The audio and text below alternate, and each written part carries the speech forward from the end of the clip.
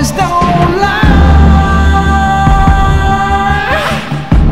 Immortal fear, that voice so clear through broken walls. That scream I hear. Cry, little sister.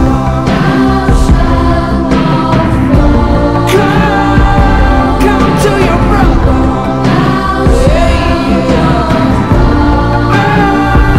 Jamie, sister. Love is with your brother.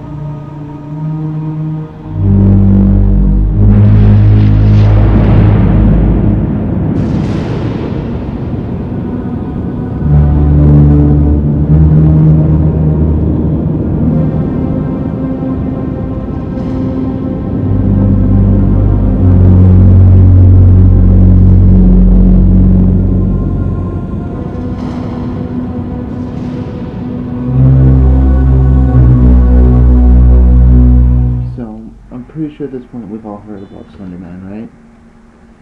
Well, I had to go to the library and see what I can find out about him. Urban legends say that Slenderman is something close to 1,300 years old, and he's been spotted all across Europe and Central America. Well, if that's the case, I have an incomplete library, because I couldn't find World War I. So, I hit some alternative sources, see if I can figure out something. Now you have to understand what my background is here. I'm a philosopher, a theologian, and an author. I love going to the library. I love to read and learn about whatever happens to catch my fancy that particular day. Now, I'm sure that some parts of him stood out to me. Something looked familiar about him. What looked familiar was Narokubo, a demon from Japanese folklore who was a changeling, had the ability to mimic anybody's appearance with one detail missing. He and she, because they're pairs I guess, cannot mimic facial features. They will always have fangs. Their face will always be dark gray, white, or pink. And there's no ears or eyes. It's like a mannequin's face. So I'm getting ahead of myself. So, using alternative sources, the first thing I thought I'd look up is my old friend and fellow philosopher, Gordon Milton's book, Encyclopedia of the Dead. He's not there. Next, Rusty Old Spirit Guide. Not that one either. D&D.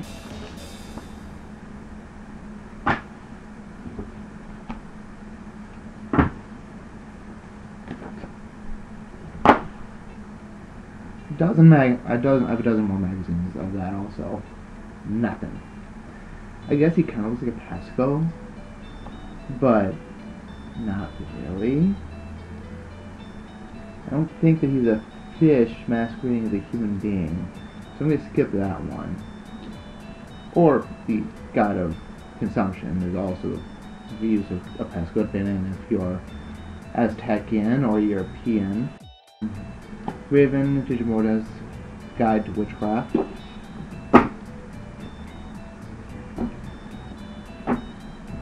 And the Von Richten Monster Hunter Trilogy.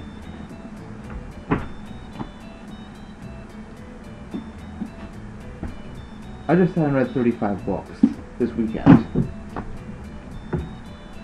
If Slenderman was in any of them, I'd list him. But I think I'm onto something with Naruto. Now, Naruto is a ghost. A ghost that can hunt. A ghost that can track. So where do you start? Well, the common ghost history talks about allergens.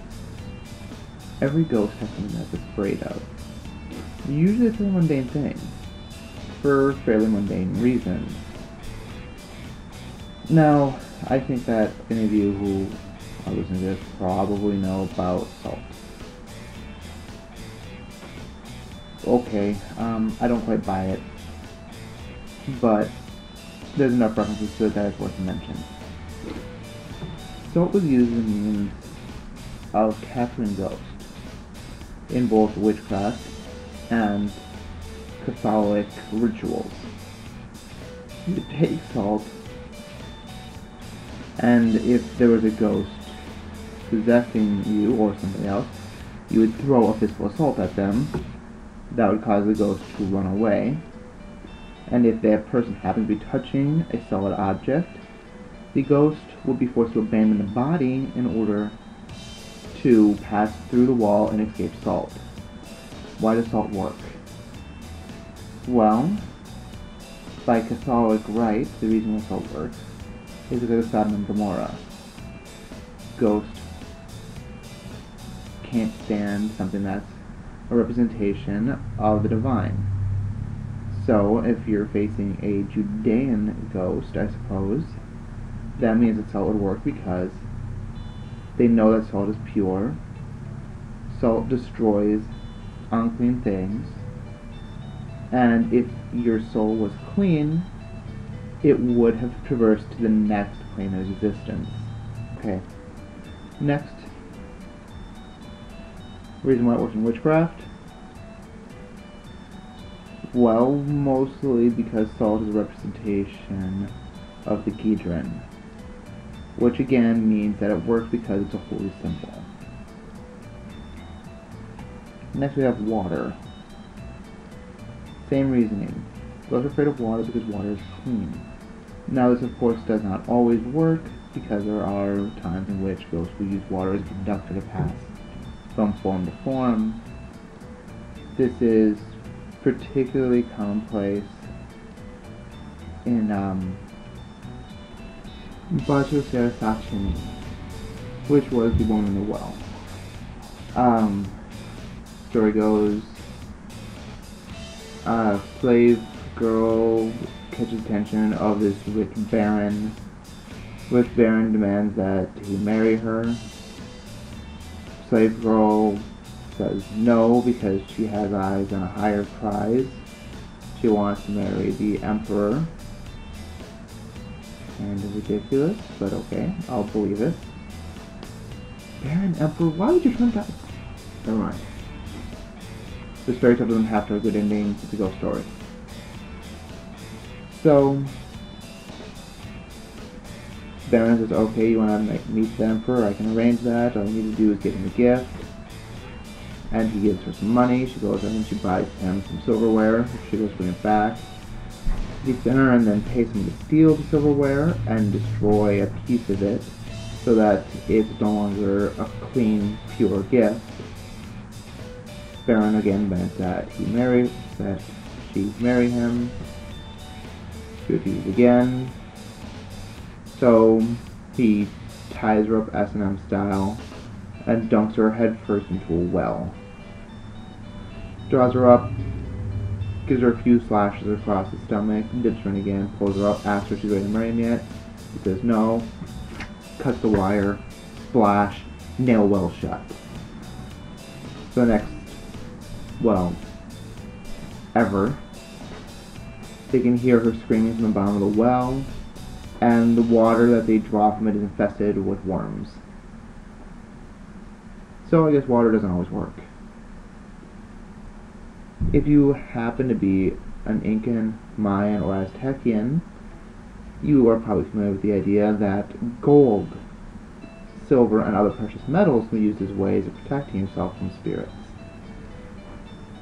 Gold, forged into a ring, used to seal a box shut, will either trap in or keep out a ghost indefinitely. A knife made out of silver will burn the flesh of somebody who has been touched by a ghost. Strangely, that also works on vampires and werewolves. I don't know why, but it does. And if you're going to be a poor man, cold-forged iron. I personally fall into this category. If I were worried about being physically molested by a ghost, I would get myself some cold stone iron and sleep with it under my pillow at night.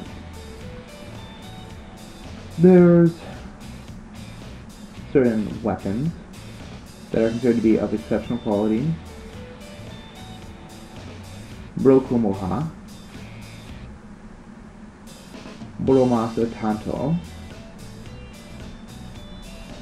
any Hanzo sword,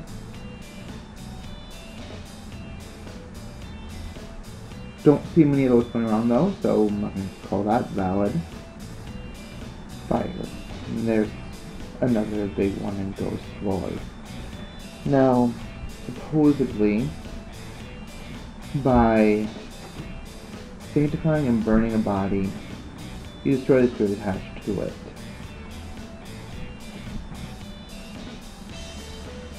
I don't know where this started. If I spend another 2 weeks at the library, maybe I'll come up with something. Again, I'm going to call this one Salt. Enough urban legends surround the idea of drop a dead body in kerosene and set it ablaze and the ghost dies. I'll be back.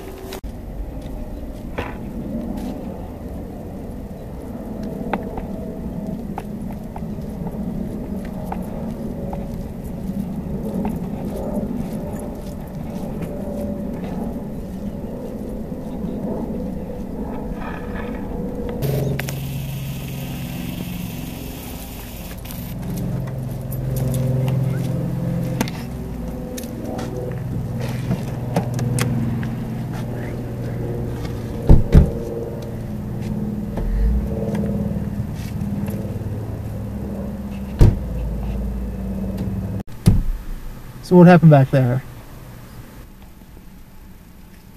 I messed up!